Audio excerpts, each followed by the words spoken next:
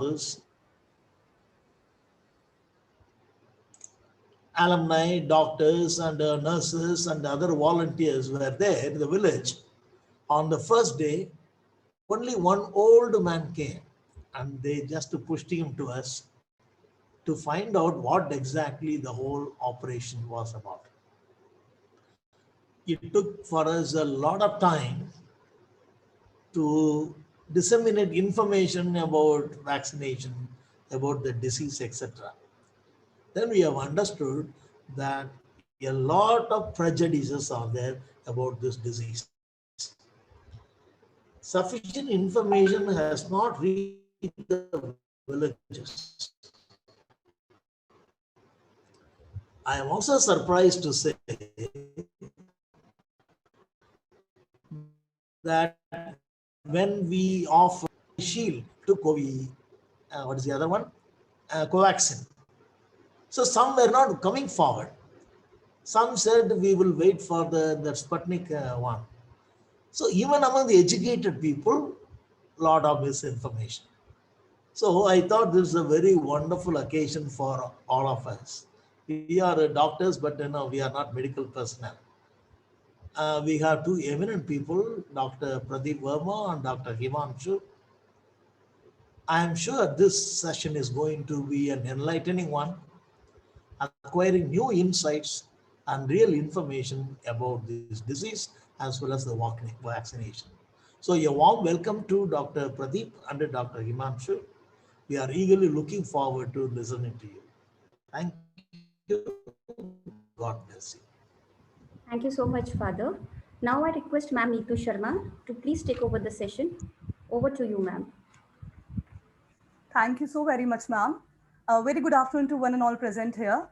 As all of us know that myth is like a story without an author that is passed along and is usually intended to teach a lesson or something that is untrue.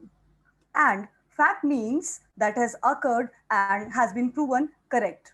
So, in order to prevent all of us from misinformations and acknowledge the facts about COVID vaccines, I would like to invite Dr. Pradeep Kumar Verma to talk about various benefits of COVID vaccines and how do they work actually for us. Over to you, sir. Thank you very much. First of all, good afternoon. I thank you for giving me this opportunity. And again, today is World Blood Donors Day. I wish you all a very happy Blood Donors Day. Coming to our topic today, the vaccination. As we all know, there are different types of vaccines available, and in India, we are having mainly three types of vaccines. Covishield, as Father just now said, Covishield, Covaxin, and third one is the Sputnik, which is recently released in Indian market. Now, what these vaccines are, they are having different mechanism of actions. Like one is a viral vector vaccine, in which a different virus is taken and protein from the coronavirus is inserted in that, and that can be given to the body to elicit the immune response. While in Covaxin, the coronavirus itself is attenuated, it is deactivated and then given to the human body, which elicits the immune response without infecting the person. While in Sputnik, there are two vectors. One is given on day 1 and another one is given on day 21. So these are the different modes with which these immune responses are generated with help of these vaccinations. So we were talking about what are the benefits of these vaccines, or in all the cases, what is the benefit of any vaccine which is given against a virus. I think the organizers are from the computer science team. They know what is the importance of antivirus in their system. So antivirus is just to kill the what is the bugs and virus, whatever they come into the computers. In case of human beings, these viruses are kept apart from the infecting human body with help of these vaccines.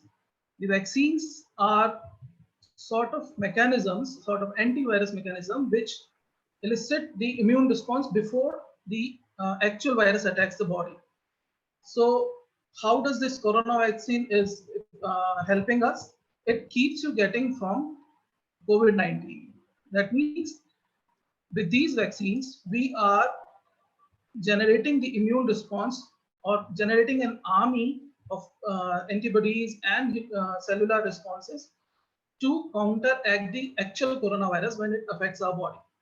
Though the efficacy of vaccines in India are on the map of 78 to 85% and all, the Sputnik has just come in, which is giving approximately 90% protection, but still that is good enough to have a good immune response. That means those who have vaccinated with these vaccines will have a good immune response and will not get, first thing, will not get the corona infection, or even if they are infected, the severity of the disease will not be of that kind that they will require the ICU or oxygen and all. And other than that, people have been talking that even if I don't take vaccine, I might get infected and then I'll develop the immunity. So it is not a safe way to develop immunity. Getting infection in itself is attracting some dangers. You might have a mild disease, you might have an asymptomatic disease, but in case if you are having a moderate to severe disease, there will be a burden on the healthcare system again. We in the developing country where the healthcare facilities are not that good, and to overburden them with such thinking is not a good idea. And most importantly, what is the greatest benefit of having vaccination is when we all are having a good amount of immunity with the vaccination, we can help stop this pandemic. So that's all I'll have to say about the benefit of vaccination. Again, can have the question answered, or if you want, I can share my slides a little bit.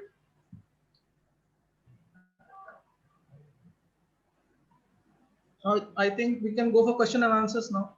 Okay, sir. Thank you so very much, sir. Now, moving on to the question answer session, I would like to ask from Dr. Himanshu. Sir, I have a question for you. Yes, please. Sir, my question is, do the people who recently recovered from the COVID-19 require any kind of vaccination? Or if yes, then what should be the time gap after their recovery? Thank you, Neetu, and good afternoon, Father. Good afternoon, Dr. Pradeep. It's such a pleasure to come back to Xavier's for any kind of activity.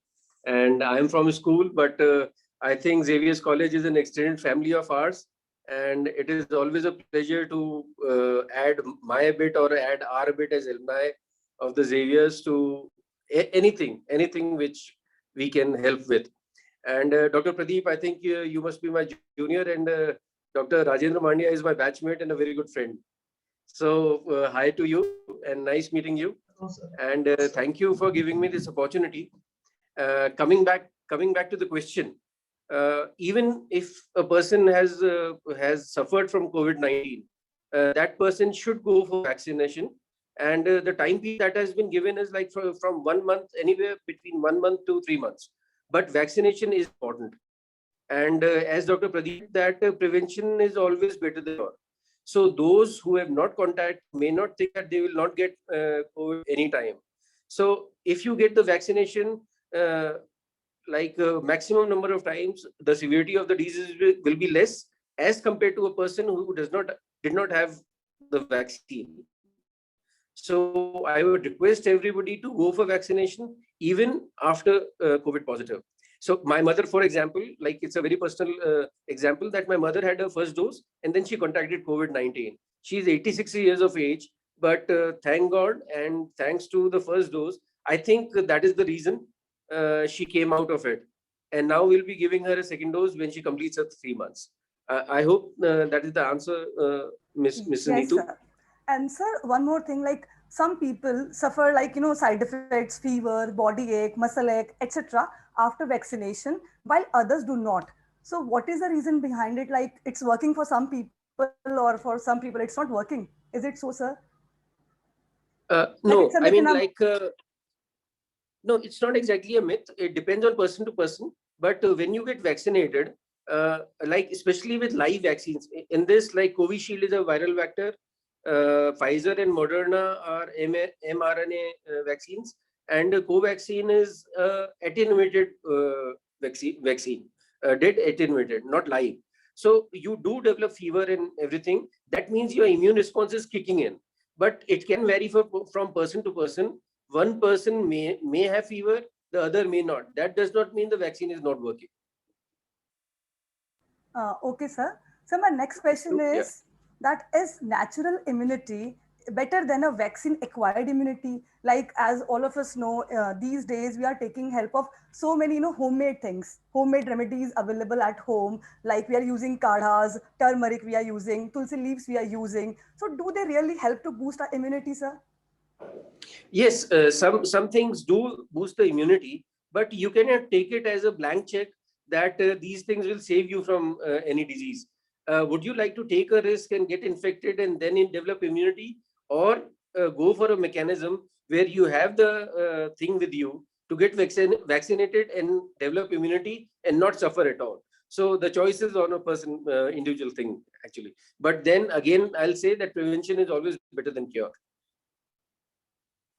Thank you so very much, sir. Now, my next question is from Dr. Pradeep. Sir, is it and vaccines currently available will fail to protect in long run? Like, does the vaccine protect you from corona for a lifetime, sir? First thing is mutations are always there in all the different kind of viruses which are affecting our human body. Every virus mutates. Some mutations will decrease the virulence of the virus. Some mutations will have an increased virulence. So in our case, in this case, coronavirus, mainly 4 type of mutations have been found to be problematic. These are being given name of alpha, beta, gamma, and delta variants. These are from the different areas that they have been recovered. But there are other mutations also which are not too much problematic right now. So to say that it rapidly mutates and the vaccine will not cover it is not a right thing, because in this case, the Delta variant, which has been found in India and then later on in other places also, we have seen that many vaccines have efficacy against this. Even our Covaxin, which is totally developed in India, is having good amount of prevention against the Delta variant. Pfizer's and Moderna vaccine are both having small amounts of prevention against these. So mutations are there, and vaccines may cover these mutations. Even if not, the new vaccinations can be developed, because we are having technology now to develop everything. You might have seen that these vaccines have come in very short period of time, because we were having all the technology ready for the development of vaccinations. We got the idea that this is a viral RNA or viral genome, and based on that, everything was developed quickly. So we can have cover on these. And second part of your question was, will it cover the for the whole lifetime? None of the vaccines usually cover the for the whole of the lifetime. The body in itself will make these proteins and the cellular immunity against the virus. But over time, if the patient or the person is not getting affected by these sort of protein production and the immunity responses slowly go down. So it is not necessary that even right now, that after getting a vaccine, a protection cannot be offered for the whole of the life. I think that answers your question. Neetu, can I Thank come you, in? sir. Can I come Yes, in? sir. Yes, sir. Yes, sir. I hope Dr. Pradeep doesn't mind. Can I add something to it? Please. Please. Thank you. Thank you so much. I'd like to add that virus by nature mutates, because the virus life cycle is like dependent on jumping from host to host. So that's why we go for a lockdown and we say that contact should not be there.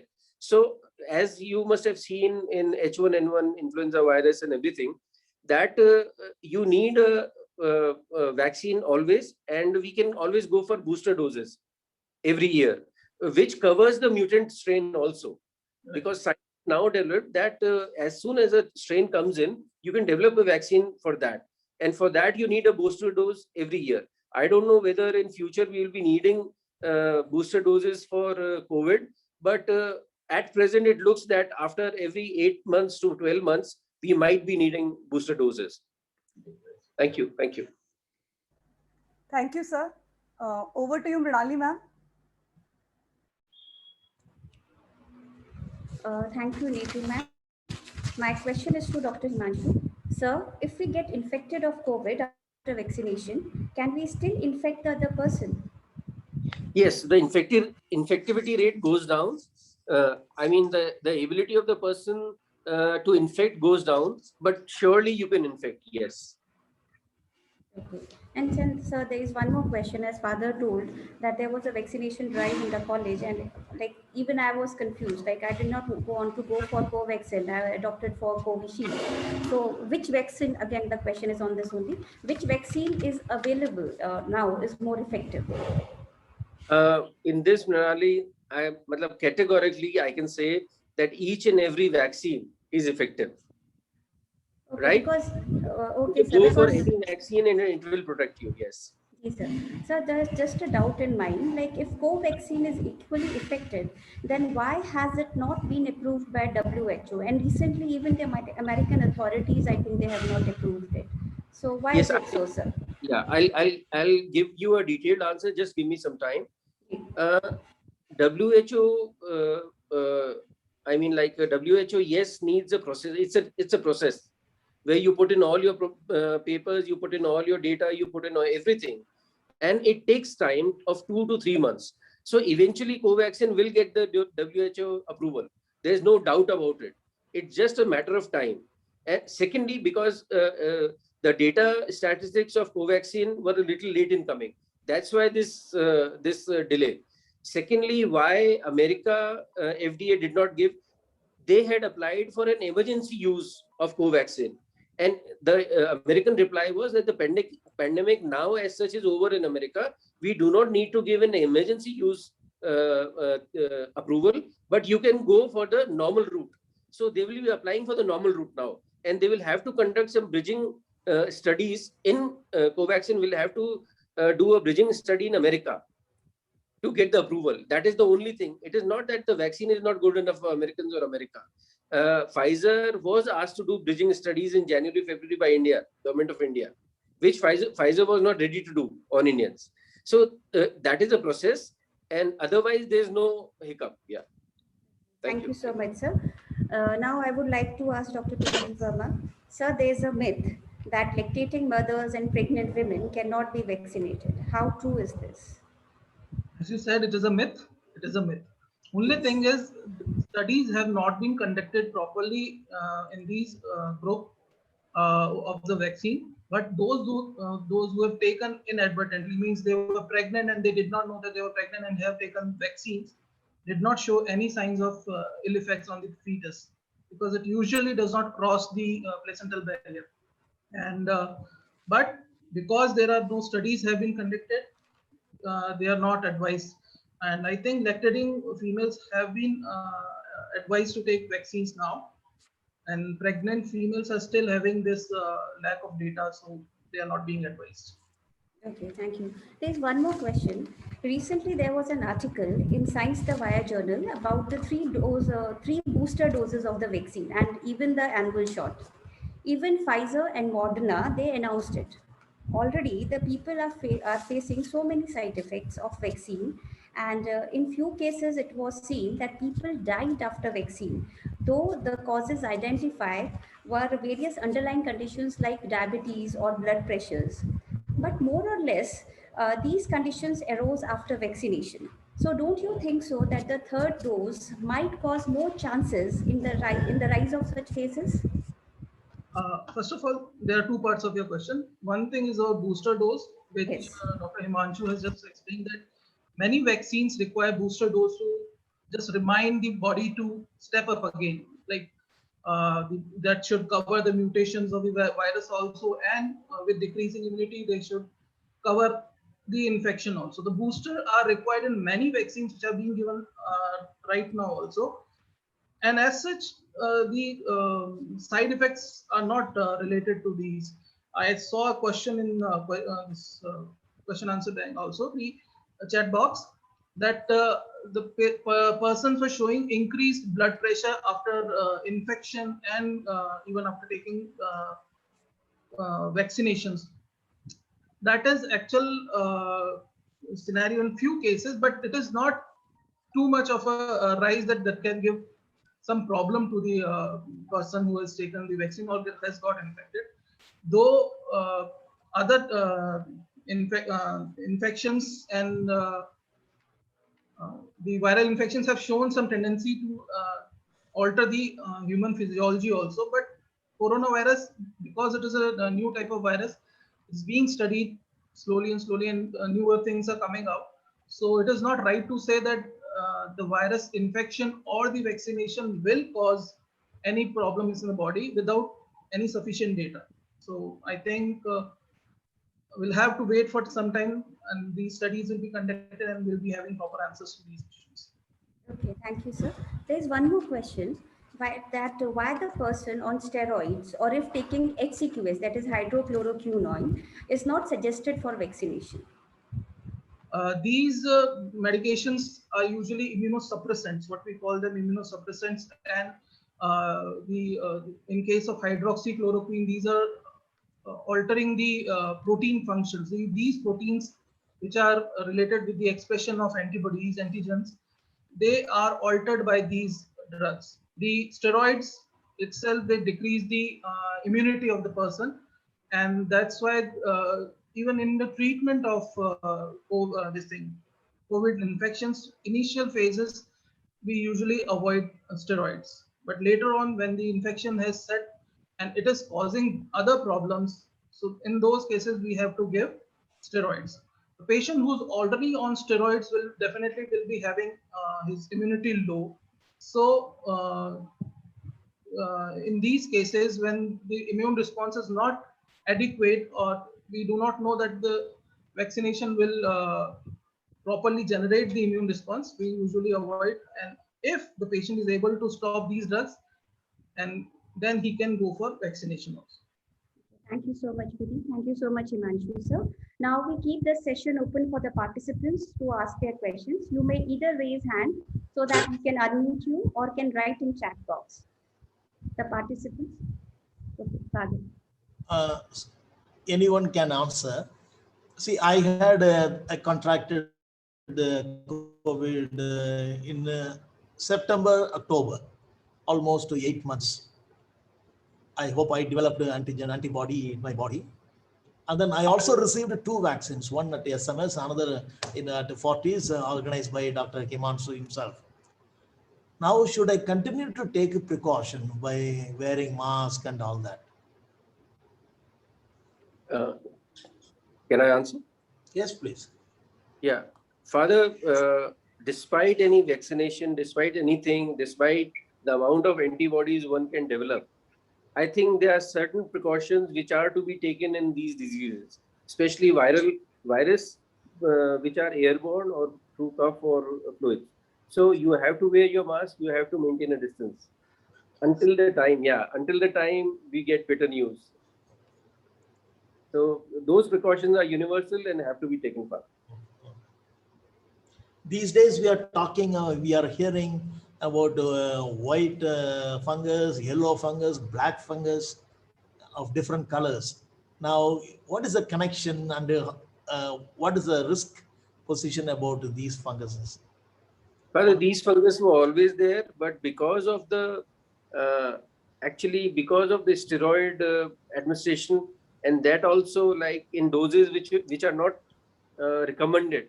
I mean, I think steroids are the mainstay of many diseases, but in these times, in corona times, steroids have been used a little unjudiciously, I would say, and in doses which have led to decrease in. Exactly, sir. So I think, and the black fungus and everything was there, but the incidence has increased because of steroids and everything, increase in infections. Exact thoughts are there were some WhatsApp videos which were propagating that 3 days steroids can be taken, and people started taking over the counter prescriptions. Yes. without any doctor's consultation, and that's you said the Sir, there is unjudicious one use. question from Kaptan ma'am. She is asking why the level of blood pressure rises after vaccination. I just talked about this question also. I had seen this question. Exactly, there is no data to connect rise of blood pressure or rise of blood sugar even in patients to the infection as well as vaccination. There are few reports that they have complained that the blood pressure has increased after taking these vaccines or after infection, but those are those cases which were not being followed prior to the infection. Most likely they might be having slight amount of raised blood pressure prior to the infection or prior to vaccination, but after that some people just notice that there is some problem. The side effects of the vaccine have prompted them to go for some sort of checkup, and then they notice that the blood pressure has shot up. So this is just a correlation with the vaccination or the infection, but as I said earlier, more studies are needed to properly comment on these conditions. Can I add a point here? Yes, sir. Yes, sir. Yeah, actually, as Dr. Pradeep said, that this disease is a new one for us. So it will take some time to collect the data and then work on the causation and relationships of certain things like high BP after vaccination or infection or something like that. So we'll need data, and these can be perchance, or they might have been undiagnosed in the patient before, and then after having the infection, when he had gone for some checkups, they came to know that there was high blood pressure or so. So it will take time to establish these relationships. I think next 5-7 years, I think you need that data as much. So there is one more question forwarded by Dr. Akanksha Natani ma'am. She is asking, should we take antibody test before vaccination, especially if one had COVID-like symptoms, but the test was negative?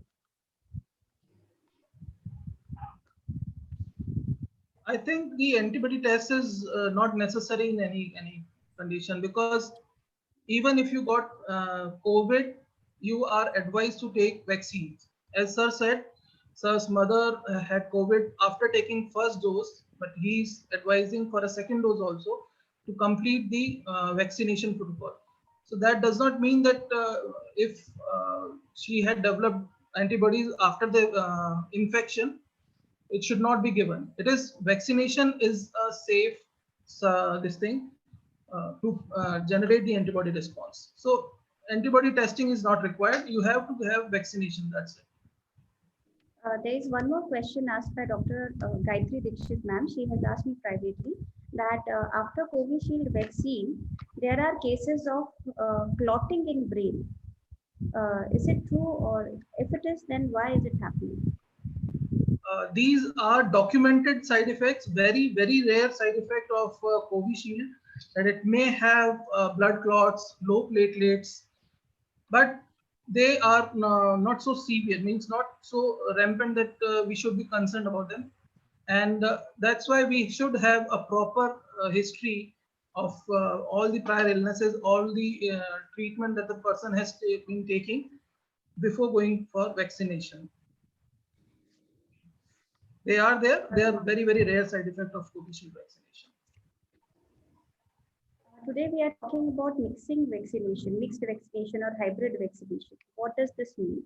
Like if you are taking one dose of Covaxin, then after 84 days, Covishield can be taken up. What is this mixed vaccination? No, at present, this is not recommended. Hybridization is not recommended. You have to go for the same vaccine.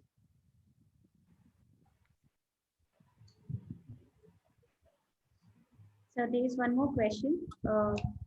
Ma'am, I am unmuting you, Natasha ma'am. Please unmute yourself. Yeah, thank you, ma'am. So good afternoon, sir. So my question is like, I just want to know, like maybe due to any reason, if one person is not able to take his or her second dose of vaccination in time, so what will be the impact on the body? The first dose of vaccination gives you around 52% of protection. So ideally, you should have the second dose to get the maximum efficacy. But even if you are, for some reason, you are not able to get a second dose, it will give you partial protection, not a full protection. Okay, sir. Thank you so much. Delhi ma'am, please unmute yourself and ask your question. Delhi ma'am. Thank you. Thank you, Nali ma'am. Good evening, doctors. There's one question that is coming to my mind often, that there have been cases where people have taken vaccination, like we hear for Dr. K.K. Agarwal, that he has taken 2 doses of vaccination, but then still he lost his life.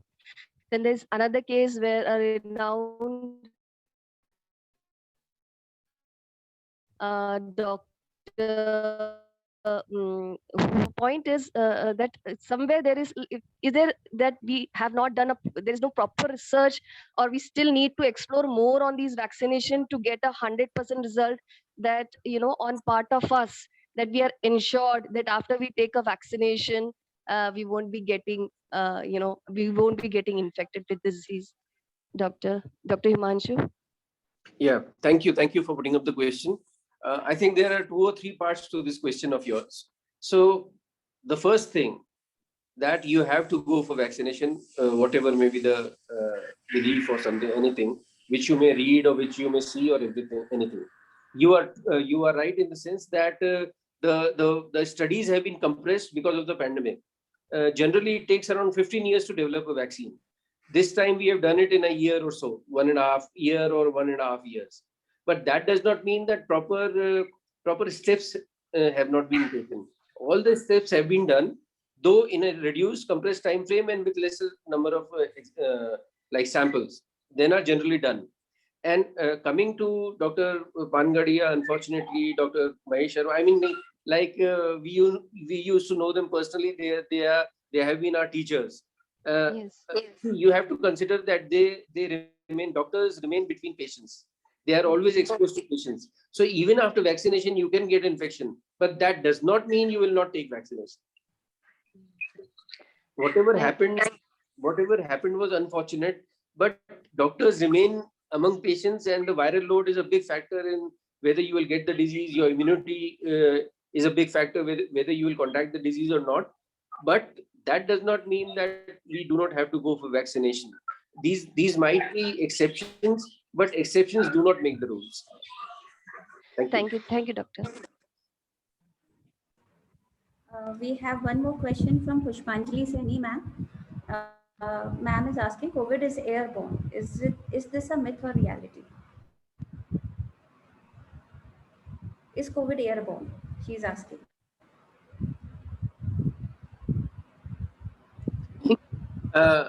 Airborne, like yes, if a person coughs and he's within 6 feet to 10 feet of you, you might get the infection.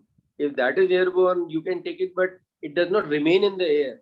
Beach में myth निकली थी शायद. I think social media. Dr. Pradeep, am I right? Exactly. Please, can you carry on with from here? Initially, it was thought and it was propagated that the transmission is not exactly from airborne particles. It was just the fomites.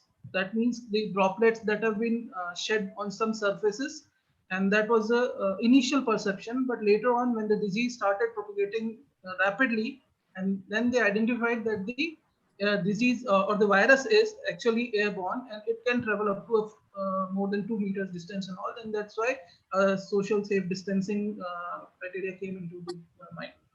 So it is definitely airborne, but it is not for longer periods, longer duration. It settles down, and fomites are still the main cause of the transmission of this thing.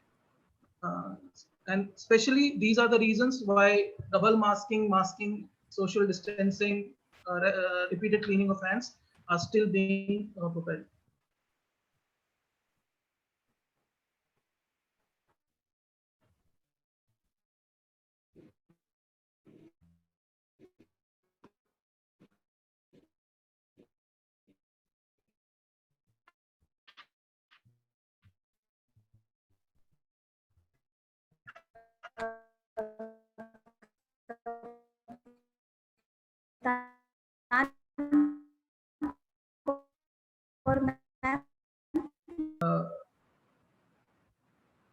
We are having the proper schedule.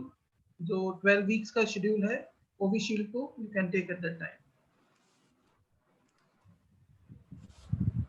I think there are no more sir questions. Second dose कब तक लेनी चाहिए Covishield की? Recommended schedule है 12 weeks का. After that you can take. तो sir ये problem आ दिखाई बीपी की, Hello. जैसे ओल्ड एज में मेरे my father mother Yes. 50 plus हैं, Mhm. तो उनका बीपी तो चलो पहले भी बढ़ता था पर ऐसे जंप नहीं करता था, उनका 250 के ऊपर जाने लग गया, अंडर कंट्रोल रहता था, मेडिसिन से भी कंट्रोल नहीं आ रहा था। आफ्टर वैक्सीनेशन जब हुआ उसके 10 दिन बाद बहुत जंप किया, 15 दिन तो ऐसे लगातार ही जंप करता रहा, 3 टाइम वो मेडिसिन लेते थे, अब अंडर कंट्रोल हो चुका है। यही मैं कह रहा हूँ, अभी तक इस चीज में कोई स्टडीज नहीं हुई हैं कि ये वैक्सीन की वजह से हुआ है, बट उनको कोई अगर इस दवाई से आराम नहीं आ रहा है, आप दवाइयाँ चेंज करा सकते हैं, और ये ज्यादा बीपी होना इसके लिए वो नहीं कॉन्ट्राइंडिकेटेड नहीं है कि अगर बीपी ज्यादा है तो आप वैक्सीन नहीं लगवाएंगे। वैक्सीन का इससे रिलेशन इतना अभी तक नहीं है। हो सकता है कि वैक्सीन लगाने के बाद में उनको जो सिम्टम्स दूसरे आए हों, जैसे फीवर आया हो, हेडेक हुआ हो, इन वजह से भी कई बार बीपी शूट अप कर जाता है। पेशेंट को यूं लगता है कि उसके साथ में कुछ बॉडी में कुछ गड़बड़ हो रही है, तो that may also be a reason that the BP might have shot up and raise BP. केवल अगर हाई बीपी है तो वो एक कॉन्ट्राइंडिकेशन नहीं है, उनको कोई कार्डियक डिजीज नहीं होनी चाहिए बस। Sir, perhaps you may not know that we have now shifted to the new campus at Neuta. Since the big college building at Hatrai Fort was available, we wanted to make use of it for Xavier's Alumni COVID Care Center. We wanted to start humbly with the 20 beds with a future plan to increase to 100. But by the time we got it ready, COVID cases came down. And then we were told that there are more rural poor who are affected by that. So we changed our plan, and then we started our mobile team with a doctor, nurses, and volunteers and fathers. Daily we went to different villages. So that program was fairly successful. We also contacted the health minister, and then we said we are ready to have a vaccination center in our campus at Hatrai Fort. Now, we are doctors, but we are academic doctors, not like you. Now, what are the difficulties involved in storing vaccine in our campus? We do not know, though doctors will be involved because we have tie-up with the Rajasthani hospital, and Dr. Ranavaji is there from SMS to help us. We can always approach Dr. Himanshu. Now, as academic doctors, what is your suggestion how to maintain the vaccines to be kept in our campus? What will be the difficulty we would be facing? Father, can I answer that? Yes, please. Yeah. Father, the main thing about vaccines is the storage temperature. Oh. So you need to store them at 2 to 8 degrees. And that's why there was a challenge for Pfizer, because Pfizer initially came with this that you have to store the vaccine at -70 or something like that, -30 or 70. So those refrigerators are not only expensive but hard to come by for a general utility thing. But I think you can get 2 to 8 degrees centigrade refrigerators very easily. Yes. And we can help you in that. And but you will have to have them to store the vaccines. Otherwise, if you do not maintain the temperatures, then there might be adverse effects which may not be good for anybody. So in that connection, I really doubt, because when vaccines came from foreign countries, they were kept in the airport tarmac for days together. Do you think the temperature was maintained, and do you think those vaccines got denatured because of the poor maintenance? No, and Father. Even to villages also. No, I mean, like very much care is taken about these things, Father. Okay. And because otherwise it will become a catastrophe in no time. Yes, yes. So these things are taken care of. and because these are followed rigidly. So I do not think that because this is called cold chain management, isn't it? So you have to like maintain the temperature from the point of origin to the point of dispersion, and any flaw in that chain might cause serious adverse effects to the patients and to the public in general, and nobody would like that. And great care is taken about these things, Father. Otherwise, the vaccine will not be effective at all. What do you say about the so-called third wave, which is going to come in a big way? Dr. Pradeep, please go ahead and then I'll add to it. Yeah. It's Is it also a myth? yes, sir. Is it also a myth? No, it's not a myth. It is actually those A possibility.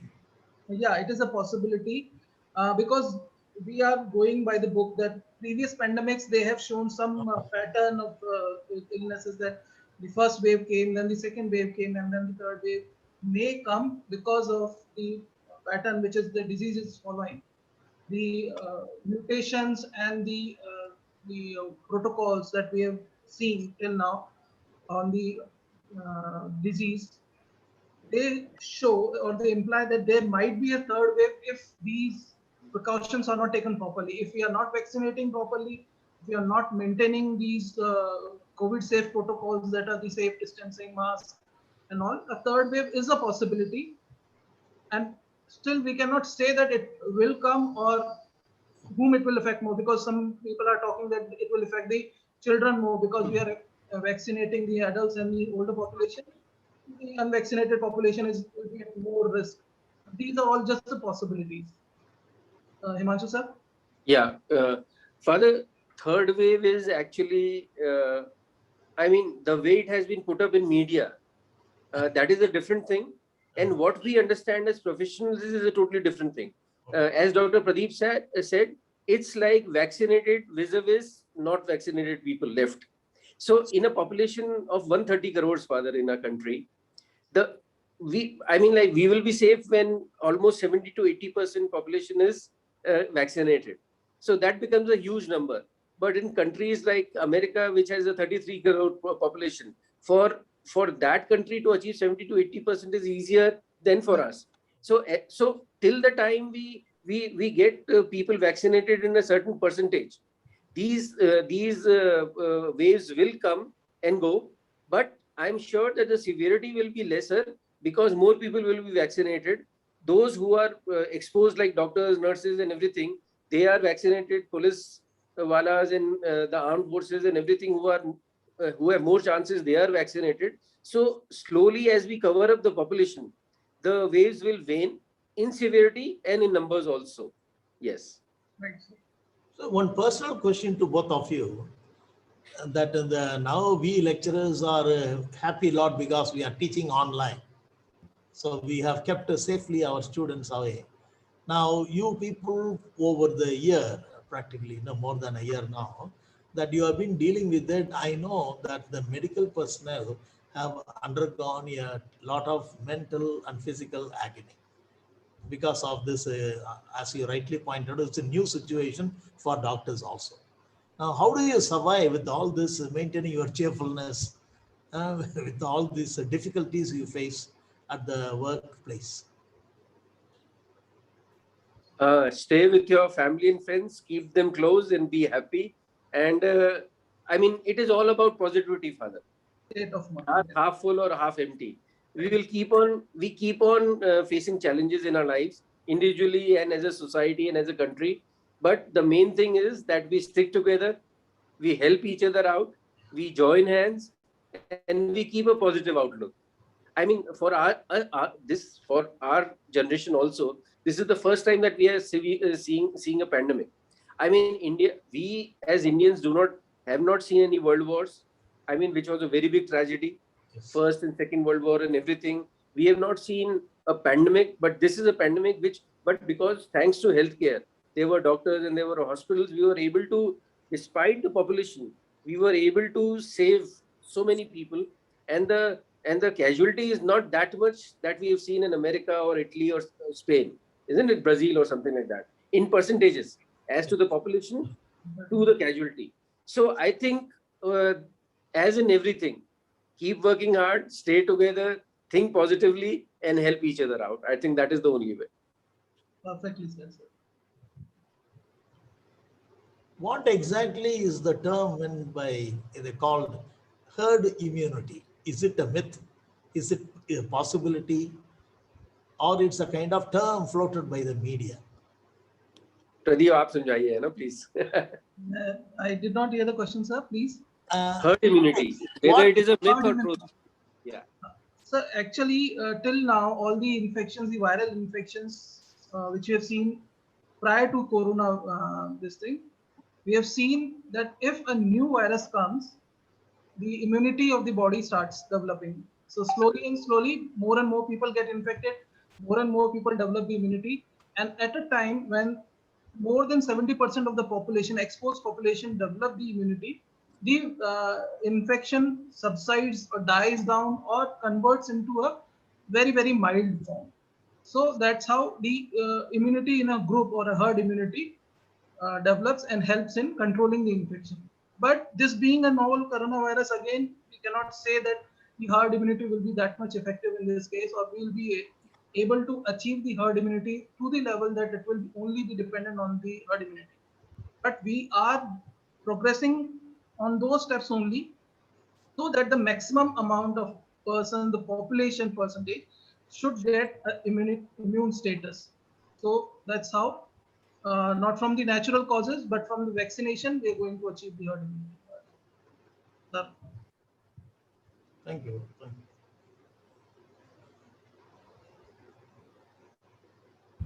I think now we end with question answer session. So I would request Father to please share his concluding remarks. Over to you, Father. So far, the teachers in India have placed themselves on a pedestal, saying that we are the noblest profession. But now the COVID-19 situation has made our eyes open that there is also another profession, the medical profession, which has been contributing a lot. I think sickness is as old as humanity. The day man was born, he was born with a sickness, I suppose, of course, different types of sickness. But all along, I have noticed during this pandemic, the medical personnel have played a kind of a great inspiring role by the commitment, by the sacrifice, and also by the perseverance. Though I was told that more than 1,000 doctors have died all over India, especially those who are fully involved in this work, dealing with the COVID patients, still the spirit of a good doctor that is seen in every doctor in our country has not faded away. The more severe this the pandemic was, the more committed our doctors became. So, on my behalf and on the behalf of all the participants today, the session was very useful. A big thanks to both of you for having thrown light on some of the shady areas. Though we read newspapers, we always get certain versions. So experts like you can always throw more light to us. So we wish you that you continue the noble task you have been doing to the humanity. Thank you. God bless you. Thank you so much, Father. Thankfulness is the beginning of gratitude. So I invite Ma'am Neetu Sharma to deliver vote of thanks. Over to you, ma'am. Thank you so very much, ma'am. As thank you is the best prayer that anyone could say, therefore, I, Neetu Sharma, extend my heartfelt gratitude towards our resource persons, Dr. Himanshu Sharma, Additional Director in Charge, Transfusion Medicine, Fortis Hospital, Jaipur, and Dr. Pradeep Kumar Verma, Associate Professor, General Surgery, SMS Hospital, Jaipur, for clearing all our doubts, misconceptions, and providing correct information about COVID vaccination, which is really lucrative for all of us. As leaders, instill in the people a hope for success and belief in themselves. We are extremely fortunate to have one such positive leader amongst us. I wish to thank Reverend Father Dr. A. Rex Angelo, our principal, St. Xavier's College, Jaipur, for being our inspiration behind every good endeavor. Thank you so very much, Father. I also would like to thank Reverend Father Dr. Sherry George, Vice Principal and Treasurer, and Reverend Father Dr. Raymond Kerubin, Vice Principal, St. Xavier's College, Jaipur, for constant support and mentoring. I also would like to thank IQAC, St. Xavier's College, Jaipur, under the aegis of the whole webinar series has been organized, and Department of Computer Science for collaborating with us for today's webinar. A big thank you to all my COVID-19 Action Committee members, all faculty members, and all other participants for active participation and showing so much enthusiasm in the whole series of the webinar organized by us. Last but not the least, I would like to say few lines for all the doctors from all of us. It's like that, like from academic doctors to medicinal doctors, as our father used to say always. When there are tears, you are a shoulder. When there is pain, you are a medicine. When there is a dark, you are a hope. So thank you all the doctors. Thank you Himanshu sir. Thank you Pradeep sir for illuminating our lives and providing hope to our lives back. Thank you so very much, sir. Thank you all. Have a great evening ahead. Thank you all. Thank you.